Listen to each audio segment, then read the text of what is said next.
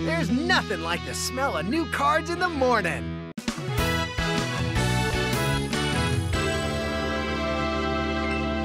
What it do, guys? Manjoume here, and today we'll be unboxing the Yu-Gi-Oh! Legendary Hero decks. Now this includes one Phantom Knight deck, one Destiny Hero deck, which is just some generic hero support, and Nordic support. A Nordic deck, even. So taking a look, we see the what I believe would be the cover cards of each, or the new ones of each of them. I don't really know what they are just yet. I've seen them, I've read them, but don't really know too much at the moment. Now this is an extra hero. Really excited to see him. That, it looks like a big dude. That's going to be pretty rad. This side we see pretty much nothing. On this side we see more support, Phantom Knight, and another, I think that's Odin, maybe? Then just kind of generic. Now on the back, we see the Hero deck, the Nordic deck, and the Phantom Knight deck, fully compatible with all cards you already own. Pretty cool. Get ready to dispense some dueling justice with legendary hero decks. Now these are 3 decks used by characters in the animes, and that includes Phantom Knight, I think was Yuto, or I don't know, it was one of the Yuya 4-dimensional dudes. So that was the one from the XE dimension. We have Aster Phoenix, and he was in GX as well as in Arc V, as well as it was like Team Ragnarok, I think, and that was in 5Ds. I never actually saw 5Ds, but that's what I believe that is from. Let's get this crap off of here.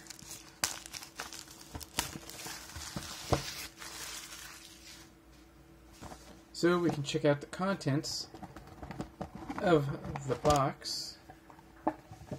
And as you can imagine, there's not too much else going on in here but the Hero deck, the Nordic deck, yeah, that would be the Nordic deck, and then the Phantom Knight deck. So then the rest of this is just trash, yeah. And then you have a new box to collect your cards. Now we're going to take a look at each of these 3. So since the Hero one is my favorite one, I think we're going to check out the Nordic one first, because this is the one I'm least kind of looking forward to.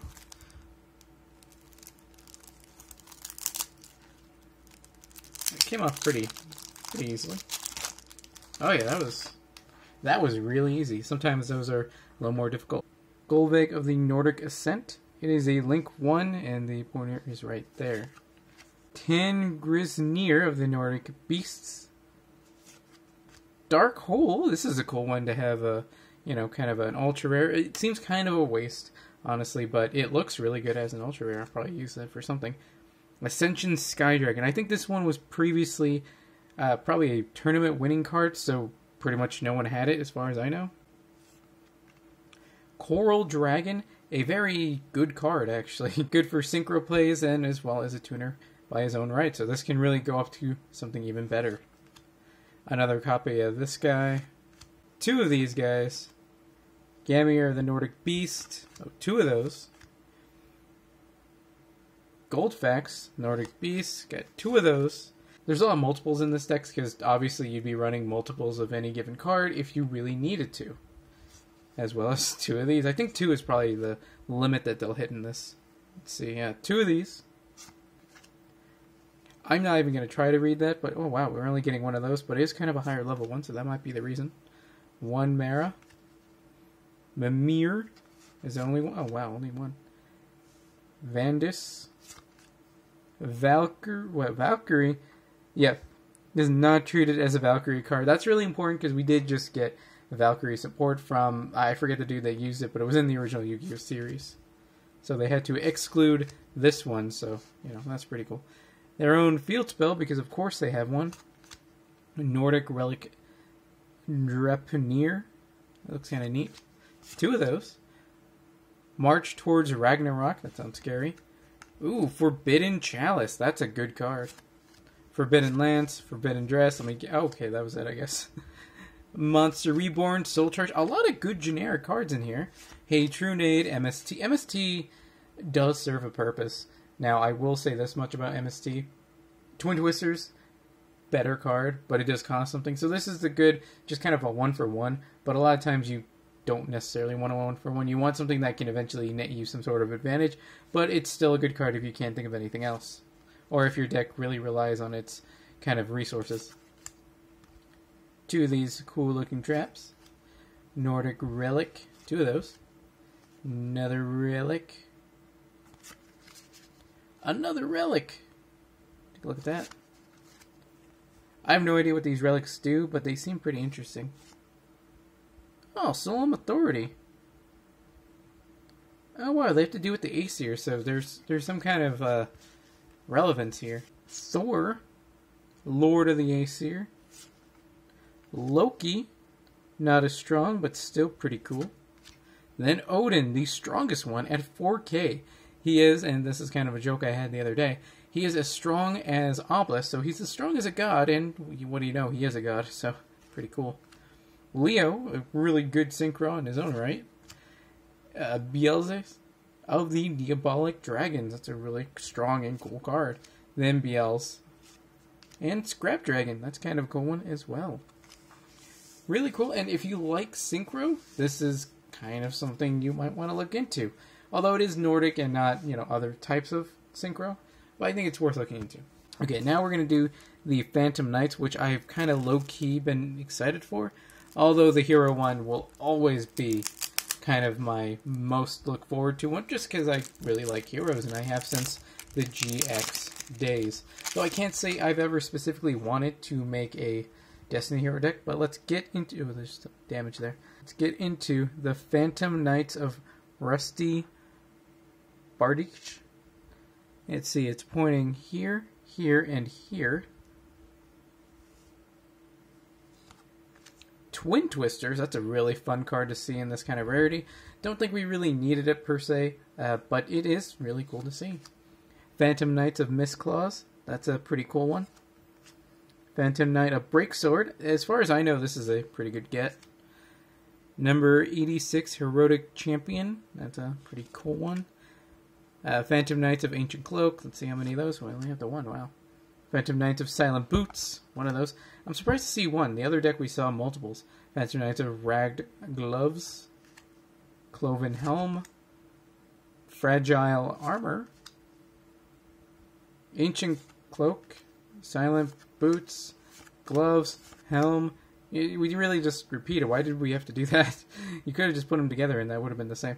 Armageddon Knight. That's a really good card. Especially since everything here, as far as I know, is going to be dark. Blue Mountain Butter Spy. Rescue Ferret. This actually isn't... I just said everything, or probably everything, would be dark. This is definitely not dark, but is a very good card. Junk Forward. This is just a good generic card that, you just special summon it. It can really be good for rank 3 plays, as in this deck would be, or even link plays, as more recent. Kagemucha Knight. It's kind of interesting. Cannot be used for synchro. It kind of comes from that time. Cockle-doodle-doo! This is one that I really wanted to get. And did we get two? We only got the one.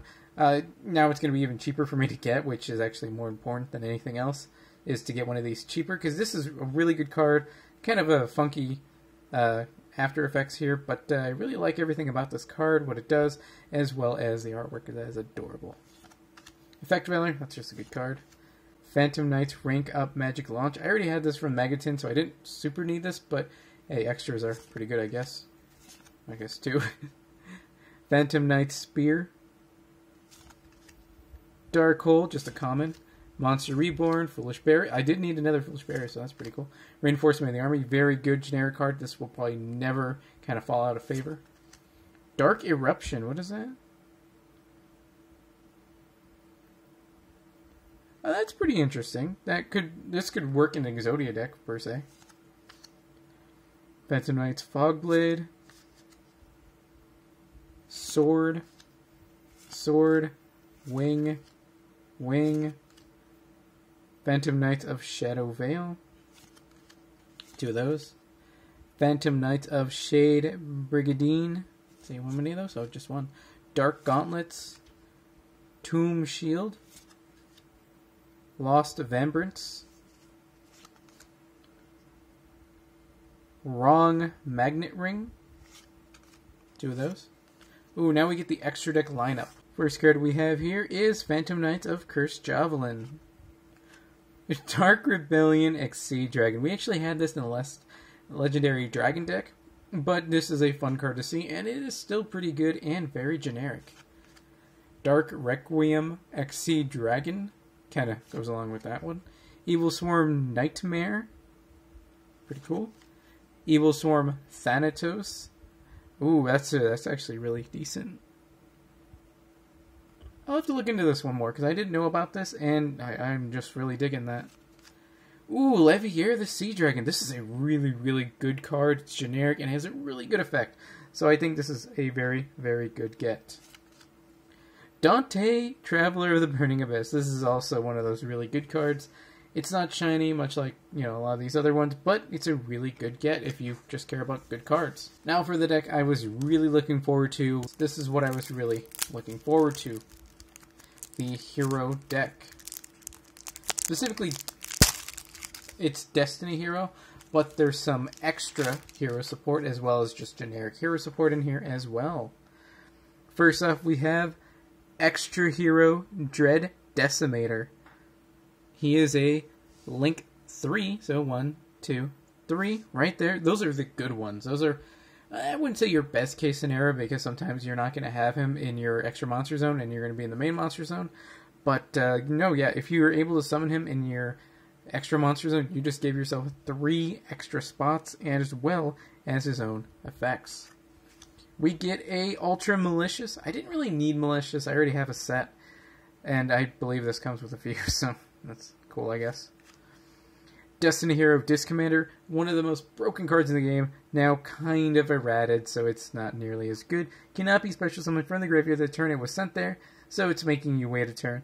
And when it's special summoned from the graveyard, you draw 2, but you can only use that effect once per turn. So even if you really bring him back again, you don't get the cool effect of drawing 2. Now that was the best part of him.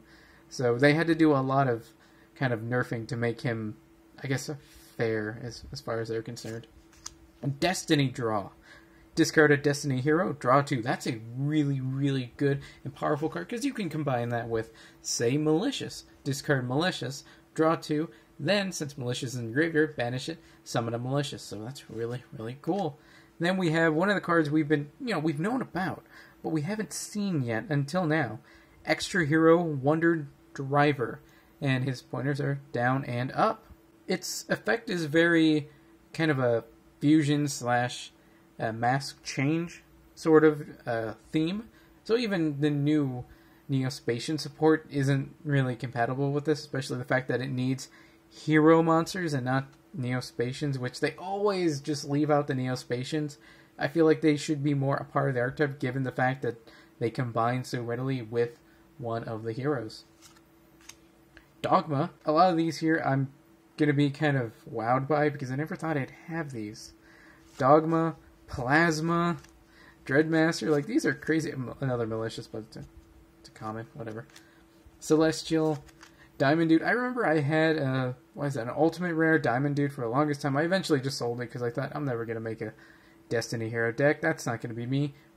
With this now, I at least have the beginning of what could be a decent Destiny Hero deck. Obviously, you're going to be taking out a lot of cards. Getting multiples of these or just buying singles. You should buy singles, unless you like kind of opening the sort of thing, having the box, stuff like that. But, yeah, this is a really, really good card. Dread Servant, I think it only serves the one purpose for the Clock Tower. Dark Angel, this an interesting one. I don't know what it does, though. I'll have to look into that. Dynatag, it's an interesting look. Drill Dart, this is one from Duel Links that I really like to run. Yeah, we're running 2 of these. Decider. Dreamer, this is one I lost to in Duel Links, so I know there's some merit there. D-Cubed, and of course being D-Cubed, there's 3 of them. It kind of reminds me of Rottweiler from the Elemental Hero series. Shadow Mist, because remember I did mention that we have just generic hero support, which this girl definitely is. Blazeman.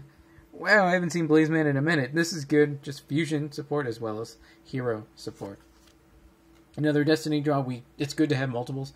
I think this is one you can run 3 of, and if you kind of see the artwork there, I think that is pretty much just That's Ed Phoenix, or sorry, Aster Phoenix, wearing the suit, the tie, and of course we're playing Destiny Heroes. Over Destiny. It's pretty cool. Wait, oh, we have 2 of those. How many clock towers? We only have 1 clock tower. How odd. 1 clock tower, I guess. 1 Dark City, which, I don't know, this deck, I feel like this isn't super necessary because this is more for your monster is weaker, and then because it is weaker, it gains 1,000 attack. Now, I feel like in this deck you're going to go for more fusions that hopefully will already be stronger, so this kind of is null and void. Mass Change, really good card, got 2 of them, so we're obviously running some of those. How many polys? We have 2 polys. Poly is probably my favorite Yu-Gi-Oh card, because it allows me to go into my favorite type of monsters. Monster Reborn, another good card. Magical Stone Excavation. How many? 2 terraformings. Ooh, that's good. Kind of weird considering we only have 2 field spells to begin with. I feel like we could have swapped one out for, I don't know, another clock tower or something. A Feather of the Phoenix. I feel this isn't here because we're being trolled because his name is Aster Phoenix, Edo Phoenix. And so they put this in here for that exact reason. I don't know if he ever played it in the anime, in any kind of iteration of the anime, but if they didn't, it's totally a troll, which I think it is. Destiny Signal. I think it's a cool card, but, you know, kind of irrelevant in this day and age. D-Time! I just really like that name. Eternal Dread. Eternal Dread. There's a pretty big focus here. Diffusion. I really like the artwork on this card, and kind of the idea, the fact that it's a trap, it makes it a little slow, and it's like, do I want to use that? But, I mean, overall, it is a really cool card. Wow, we got this? Okay. So we got Destiny and Dragoon. This is a card I remember seeing in, I think it was in GX. It's near the end. It's Season 4, so, I mean, nobody would have seen it for the most part. I remember Manjoume used, I forget exactly what he used, but he was able to fight this, and he ended up winning. So that was actually pretty rad. Dusktopia, one of the newer cards, and clearly a lot of text there, and it's probably really strong. Oh, we're running 2 of those? Dystopia, I think this is the smaller version, because that's 3K and this is 2K. How many of those? Yeah, 2 of those. Then we're running Dangerous, which I think was already a common, so I think I had a bunch. We're only running the 1? Wow, just the 1. Then Darklaw, as well as Anki. These are both really good mass change targets. And the fact that these are all dark means that almost anything in the deck. In fact, I think it might actually be anything in the deck. Oh, okay, everything except Blazeman and probably D-Cubed. Yeah, I think that's it. Actually, are the D-Cubes considered Destiny Heroes? Well, face up on the field. Okay, so even the D-Cubes are good targets because you just need a hero. So that's fine. I guess the only monster that cannot be mass change into any of the mass change targets in this deck is Blazeman, which is kind of weird. They could have put the Blaze, I forget the name, the Fire mass change monster, but it is pretty irrelevant, so I don't think it was really all that important. I guess you would just use this to grab a poly. Overall, I am kind of interested in seeing how these Destiny Hero decks play and seeing if I can make something kind of decent out of it. That also sort of goes for the Phantom Knights deck. I was a little interested going into it, and given the amount of generic cards we were given, I'm kind of really thankful that I got this. The one I was least kind of looking forward to, and honestly because of that I'm probably going to like the most, is probably going to be the Nordic deck, just because I'm kind of a sucker for kind of trash archetypes. I don't know what I don't know. It's Thor looks cool and he's a big dude.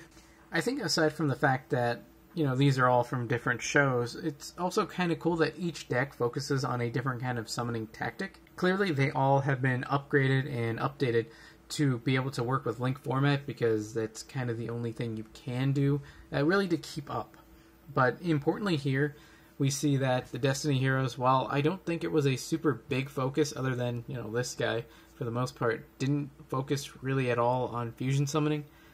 A lot of these other fusion monsters are really new. The mass change ones are from the manga, so they're newer. They weren't really kind of in relevance during that time frame, at least in the anime.